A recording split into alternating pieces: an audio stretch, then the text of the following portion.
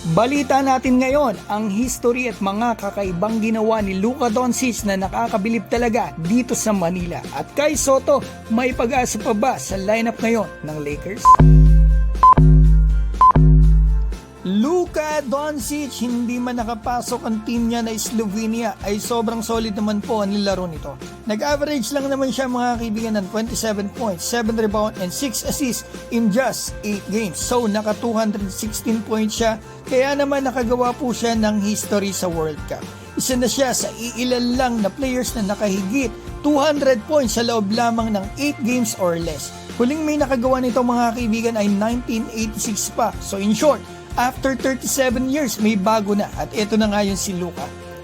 So eto na mga kaibigan, yung mga kakaibang ginawa o magic ni Luka sa Manila. Nagwa-warm up sila mga kaibigan, ang galing talaga magpabanda. Alam nyo kung saan pinabanda yan? Kita naman natin sa shot clock pass, sa taas ng board, pinabanda. Di ko sure kung counted yan sa regular games. Pero eto mga kaibigan, yung pangalawa, nasa bench naman siya, nakaupo sa upuan. Ibang klase talaga ang magic ng player na ito, pasok pa din. Pero I'm sure na kailang try yan mga kaibigan. Kitang-kita ko, tumatalbog pa Luka yung bola. So ito mga kaibigan na yung hindi ko talaga palalampasin na ipakita sa inyo. Isipin mo ikaw yung best player of the game. Nakakuha ka ng trophy dito sa FIBA. Siya lang gumawa nito. Talagang ibinigay po niya sa fan. Eto dito nga sa pamilya ni Prince Rivero. Kilala niya, Lasal ata naglaro yan mga kaibigan. Ito kasama yung pamilya niya, yung anak niya, pangalan niya Luka, yan nakikita natin sa mga signage nila mga kaibigan. I'm sure talaga nung unang game pa lang nakita na ni Luka ito. Kasi mga kaibigan, nanood mga ito noong nakarang araw, ito yung ngayon, kung ibinigay po ni Luka yung trophy niya, so magkaiba yung suot at sulat, so magkaibang araw talaga. I'm sure nakita na ni Luka yan nung una pa lang. At sino ba namang hindi matutuwa mga kaibigan na ipangalan sa iyo ang pangalan ng anak nila, di ba? Ngayon, pag-usapan na po natin si Kai Sotto at ang Lakers. Yan din naman po total ang inyong mga comments sa akin mga videos. So eto mga kaibigan ngayon nandito na nga daw si Kai sa Hiroshima sa pagbabalik niya second season.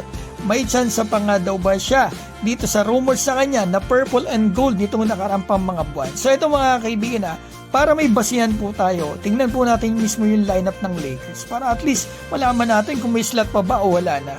Eto sa listahan nakikita natin dito, 21 players po ang nasa kontrata. At yung naka-highlight po dyan ay yung color blue ang two-way contract. At yung red naman po ay ang mga Exhibit 10 contract na kakapirma lang nung isang araw lang. September 7 po sila inilabas ng mismong NBA. So in short mga kaibigan, full slot na po ang Lakers dito sa two-way contract at may isang available sa roster spot, and realistically kahit gusto natin si Kai makakuha niyan, alam po natin kung gaano talaga kahirap makuha yan. Ang dami pa po nilang free agents. Pero sa Exhibit 10 contract mga kaibigan ay meron pa pong maximum 2 slots na available pa sa Lakers. Kung sakaling makakuha si Kai ng kontrata sa Lakers, yan po ang malamang makuha niya na kontrata base dito sa lineup. At the same time mga kaibigan, optional pa rin po yan sa Lakers kung gusto nilang kumuha o hindi. At ang Exhibit 10 mga kaibigan kapag hindi po yan na-upgrade bago magsimula ang season, ito po ang mga player na ito ay maglalaro po dito sa NBA G League. So ayan mga kaibigan, at least may idea na po tayo sa situation ngayon ng Lakers sa lineup nila. At ang ating pambato, hindi po natin talaga alam ang eksaktong nangyayari behind the scene. Kaya sana po ipagdasal po talaga natin na makakuha si Kai ng NBA contract bago magsimula ang NBA season.